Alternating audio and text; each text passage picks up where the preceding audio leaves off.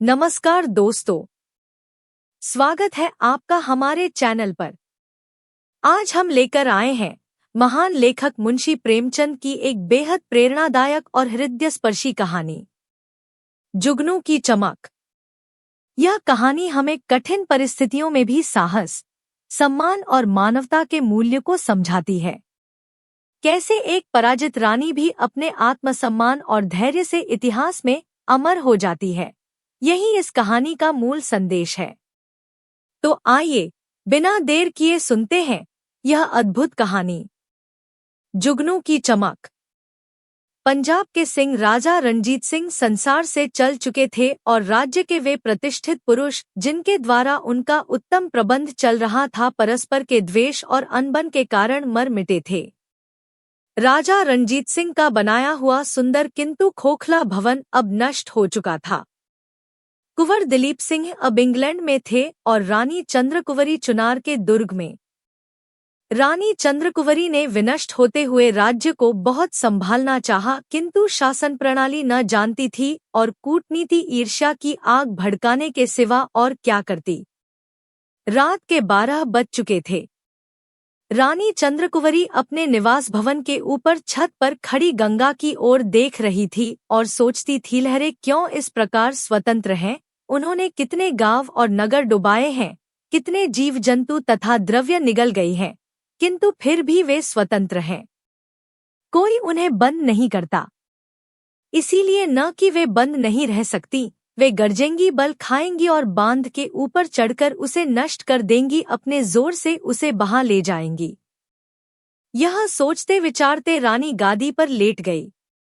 उसकी आंखों के सामने पूर्वावस्था की स्मृतियां मनोहर स्वप्न की भांति आने लगी।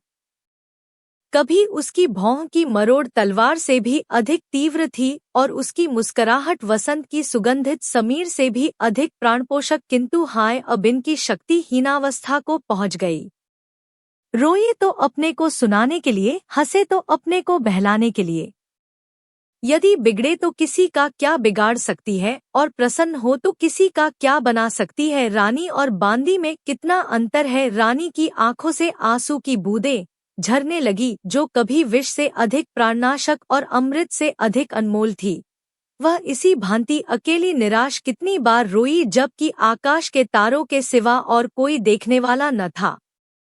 इसी प्रकार रोते रोते रानी की आंखें लग गईं। उसका प्यारा कलेजे का टुकड़ा कुंवर दिलीप सिंह, जिसमें उसके प्राण बसते थे, उदास मुख आकर खड़ा हो गया।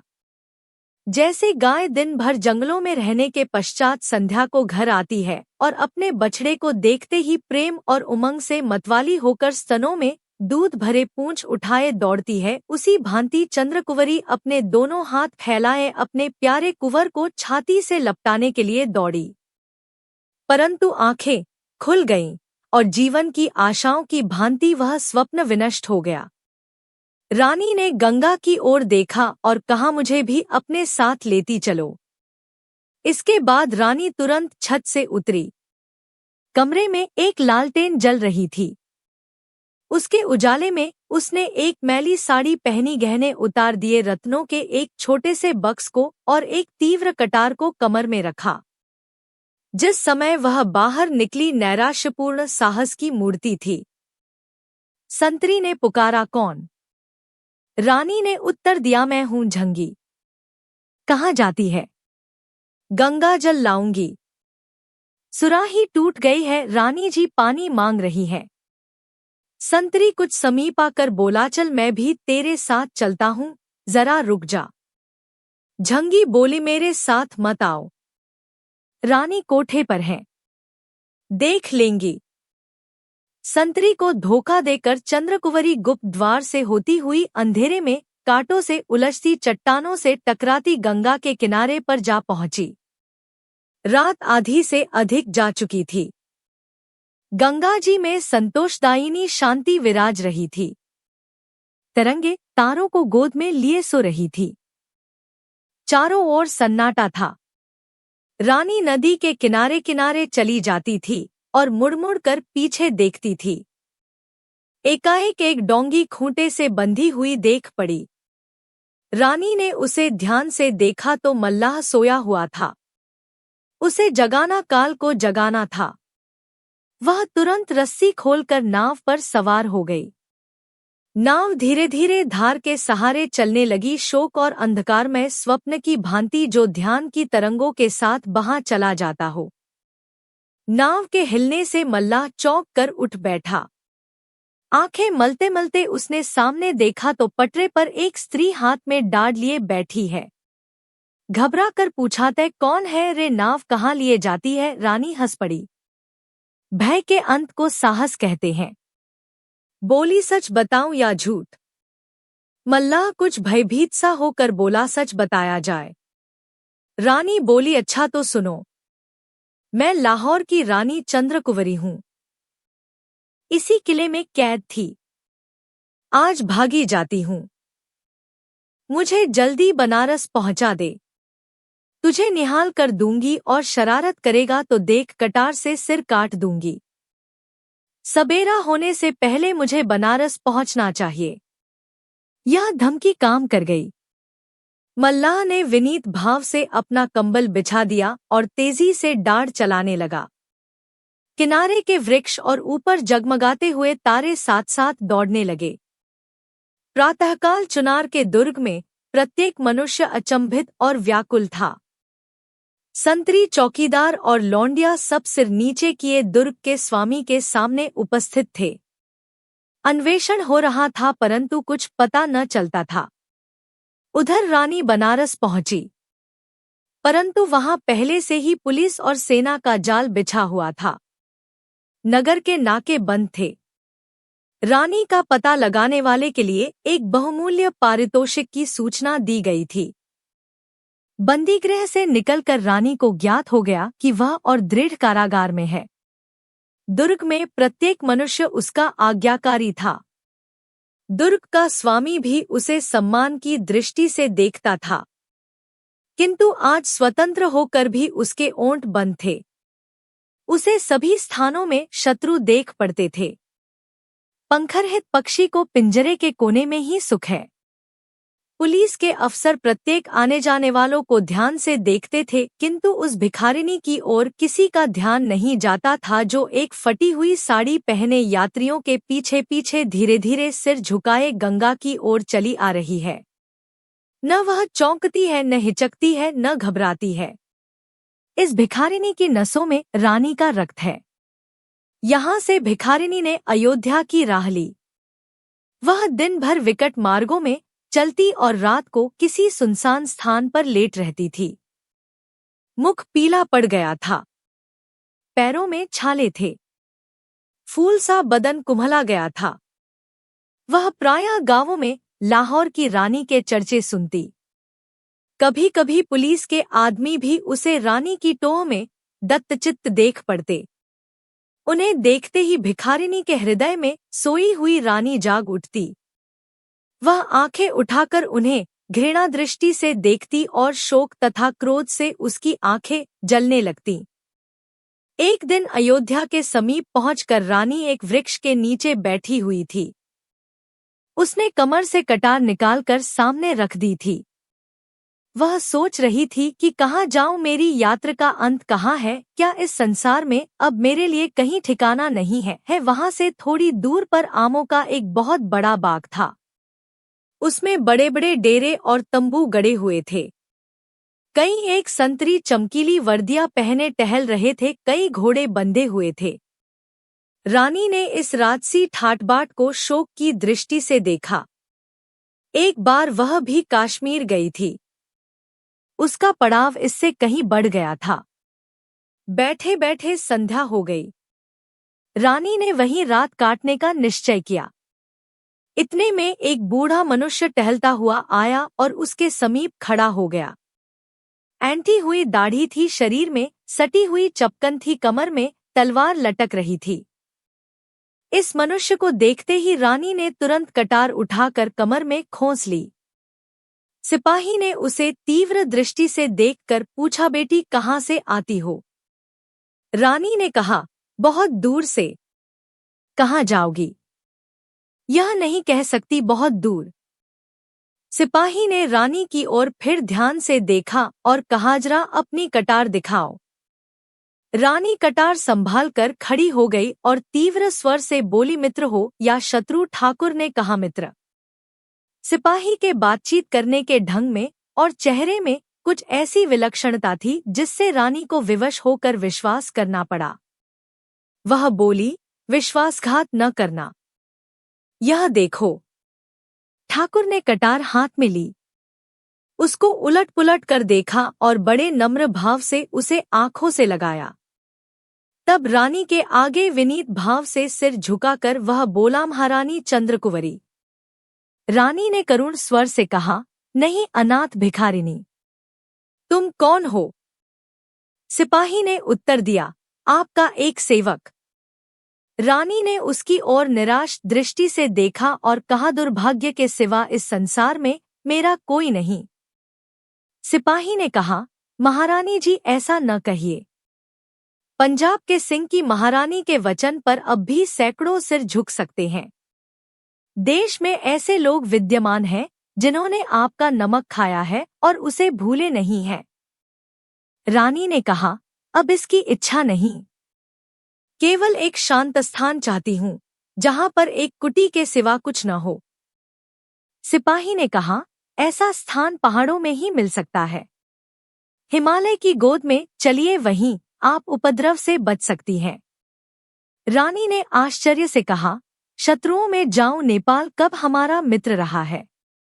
सिपाही ने कहा, राणा जंग बहादुर दृढ़ प्रतिज्ञ राजपूत है।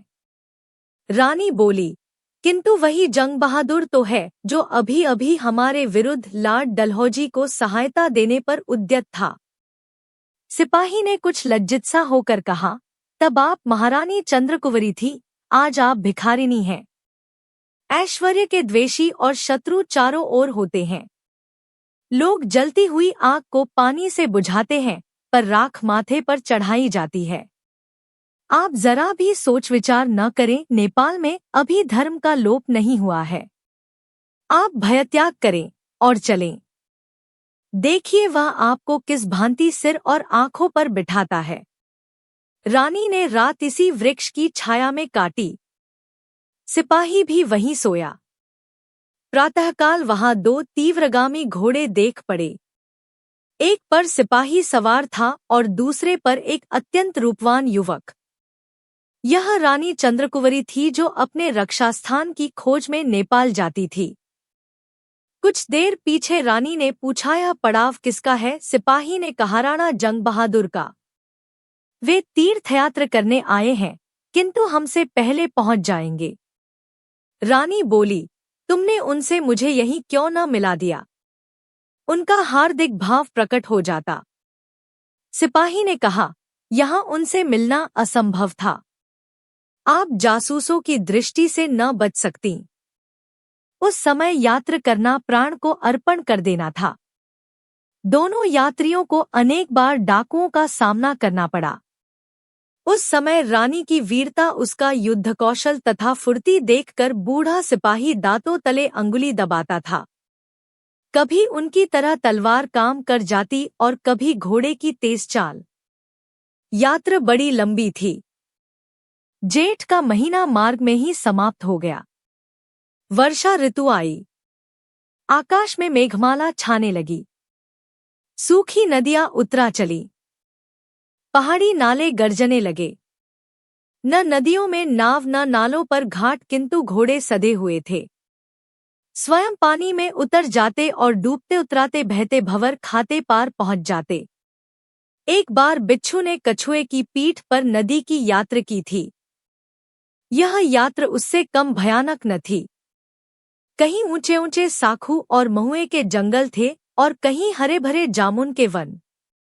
उनकी गोद में हाथियों और हिरनों के झुंड किलोले कर रहे थे। धान की क्यारियां पानी से भरी हुई थी। किसानों की स्त्रियां धान रोपती थी और सुहावने गीत गाती थी। कहीं उन मनोहारी ध्वनियों के बीच में खेत की मेड़ों पर छाते की छाया में बैठे हुए जमींदारों के कठोर शब्द सुनाई देते थे। इसी प्रकार यात्री के कष्ट सहते अनेकानेक विचित्र दृश्य देखते दोनों यात्री तराई पार करके नेपाल की भूमि में प्रविष्ट हुए। प्रातःकाल का सुहावना समय था। नेपाल के महाराज सुरेंद्र विक्रम सिंह का दरबार सजा हुआ। राज्य के प्रतिष्ठित मंत्री अपने अपने स्थान पर बैठे हुए थे।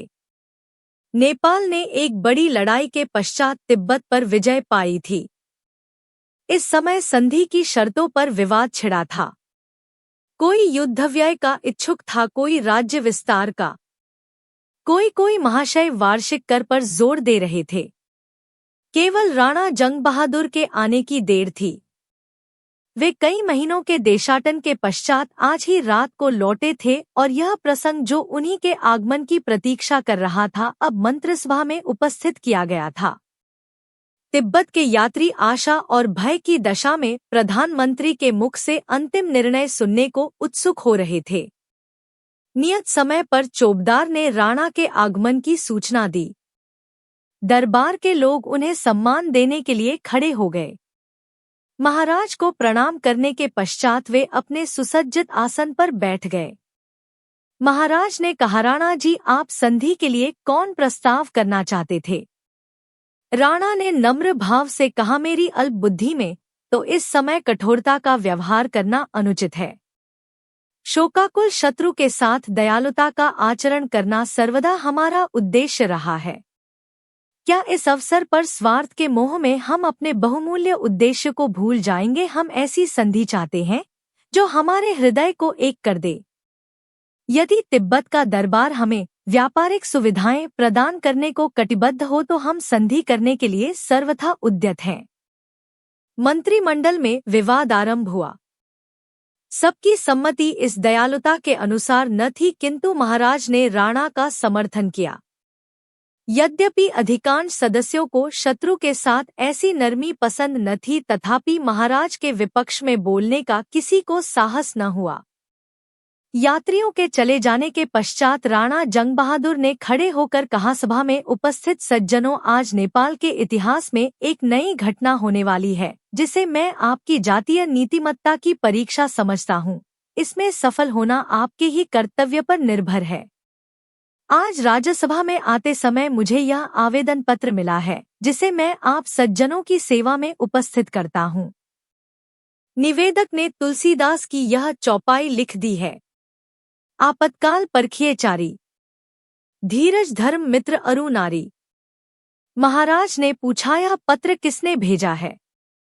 एक भिखारिनी ने। भिखारिनी कौन है? महारानी चंद्रकुंवरी।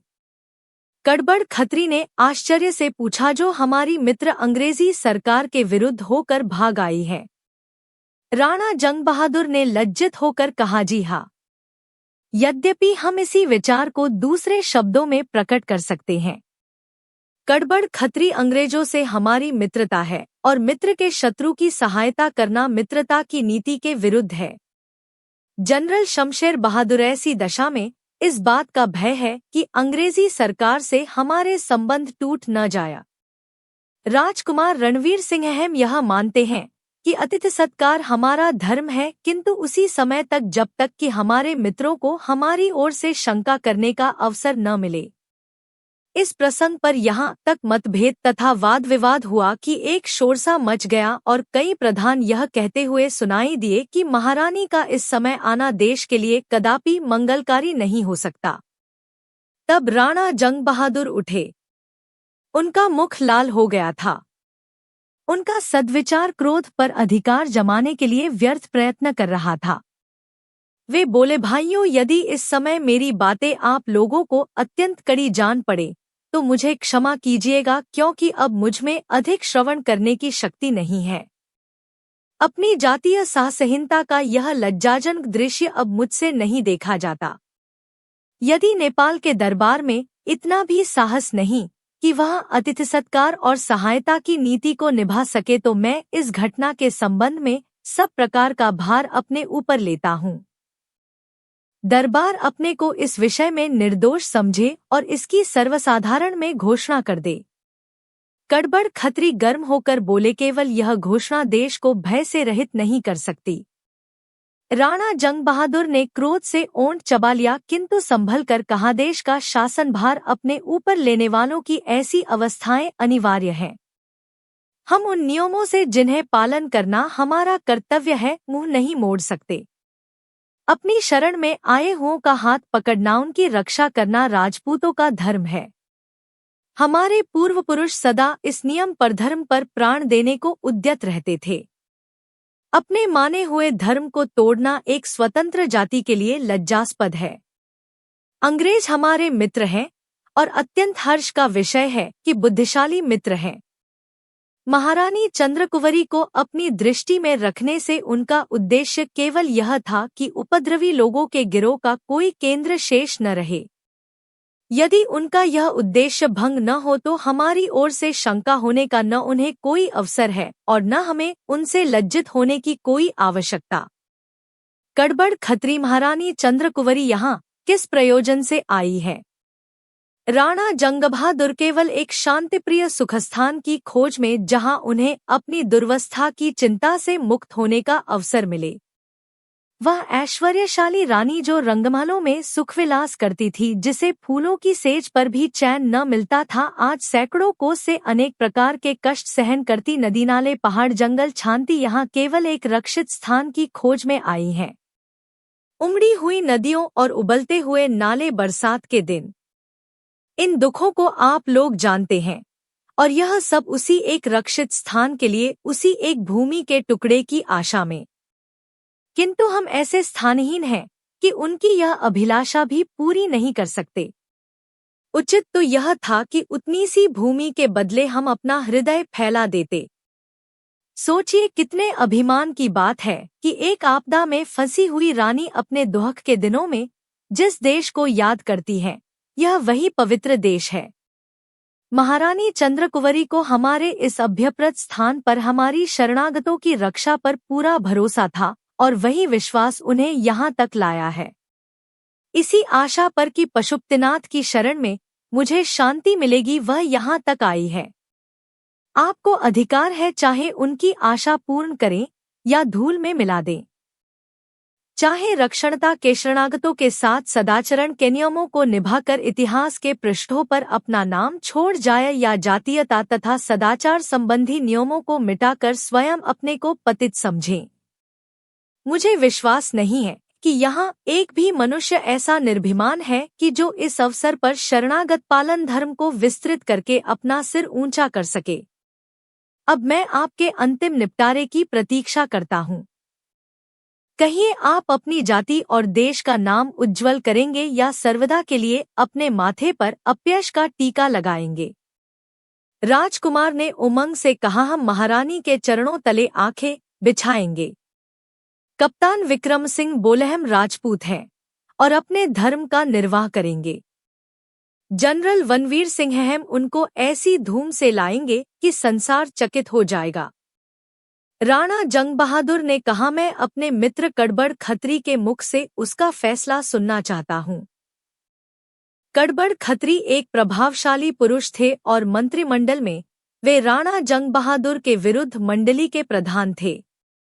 वे लज्जा भरे शब्दों में बोले, यद्यपि मैं महारानी के आगमन को भयरहित नहीं समझता, किंतु इस अवसर पर हमारा धर्म यही है कि हम महारानी को आश्रय दें। धर्म से मुंह मोड़ना किसी जाति के लिए मान का कारण नहीं हो सकता। कई ध्वनियों ने उमंगभरे शब्दों में इस प्रसंग का समर्थन किया। महाराजा सुरेंद्र विक्रम सिंह, इस निपटारे पर बधाई देता हूँ। तुमने जाति का नाम रख लिया। पशुपति इस उत्तम कार्य में तुम्हारी सहायता करें। सभा विसर्जित हुई। दुर्ग से तोपें छूटने लगी। नगर भर में खबर गूंज उठी कि पंजाब की रानी चंद्रकुंवरी का शुभागमन हुआ है। जनरल रणवीर सिंह और जनरल रणधीर सिंह बहादुर 50,000 सेना के साथ महारानी की अगवानी के लिए चले। अतिथिभवन की सजावट होने लगी। बाजार अनेक भांति की उत्तम सामग्रियों से सज गए। ऐश्वर्य की प्रतिष्ठा व सम्मान सब कहीं होता है, किंतु किसी ने भिखारिनी का ऐसा सम्मान देखा है? सेनाएं बैंड बजाती और पताका फहराती हुई एक उमड़ी नदी की भांति जाती थी। सारे नगर में आनंद ही आनंद था। दोनों ओर सुंदर वस्त्रभूषणों से सजे दर्शकों का समूह खड़ा था। सेना के कमांडर आगे आगे घोड़ों पर सवार थे। सबके आगे राणा जंग बहादुर जातीय अभिमान के मद में लीन अपने सुवर्णखचित होदे में बैठे हुए थे। यह उदारता का एक पवित्र दृश्य था। धर्मशाला के द्वार पर यह जुलूस रुका। राणा हाथी से उतरे। महारानी चंद्रकुंवरी कोठरी से बाहर निकल आईं। राणा ने झुककर वंदना की। रानी उनकी ओर आश्चर्य से देखने लगी। यह वही उनका मित्र बूढ़ा सिपाही था। आंखें भर आईं, मुस्कराईं। खिले हुए फूल पर से ओस की बूंदें टपकी। रानी बोली, मेरे बूढ़े ठाकुर, मेरी नाव पार लगाने वाले, किस भांति तुम्हारा गुण गाऊं। राणा ने सिर झुकाकर कहा, आपके चरणारविंद से हमारे भाग्य उदय हो गए। नेपाल की राजसभा ने 25,000 रुपए से महारानी के लिए एक उत्तम भवन बनवा दिया और उनके लिए 10,000 रुपया मासिक नियत कर दिया। वह भवन आज तक वर्तमान है और नेपाल की शरणागत प्रियता तथा प्रणपालन तत्परता का स्मारक है। पंजाब की रानी को लोग आज तक याद करते हैं। यह वह सीढ़ी है जिससे जातियां यश के सुनहले शिखर पर पहुंचती हैं। ये ही घटनाएं हैं जिनसे जातीय इतिहास प्रकाश और महत्व को प्राप्त होता है। पॉलिटिकल रेजिडेंट ने गवर्नमेंट को रिपोर्ट की। इस बात की शंका थी कि गवर्नमेंट ऑफ इंडिया और नेपाल के बीच कुछ खिंचाव हो जाए, किंतु गवर्नमेंट को राणा जंग बहादुर पर पूर्ण विश्वास था। और जब नेपाल की राजसभा ने विश्वास और संतोष दिलाया कि महारानी चंद्रकुंवरी को किसी शत्रु भाव का अवसर न दिया जाएगा, तो भारत सरकार को संतोष हो गया। इस घटना को भारतीय इतिहास की अंधेरी रात में जुगनू की चमक कहना चाहिए। तो दोस्तों, यह थी मुंशी प्रेमचंद की प्रेरणादायक कहानी, जुगनू की चमक। यह कहानी हमें सिखाती है कि कठिन समय में भी धैर्य और आत्मसम्मान नहीं छोड़ना चाहिए, और सच्ची मानवता वही है जो संकट में साथ दे। अगर आपको यह कहानी पसंद आई हो तो वीडियो को लाइक करें, कमेंट करके बताएं आपको सबसे अच्छा हिस्सा कौन सा लगा, और ऐसे ही बेहतरीन हिंदी कहानियों के लिए हमारे चैनल को सब्सक्राइब करना न भूलें। धन्यवाद। फिर मिलेंगे एक नई कहानी के साथ।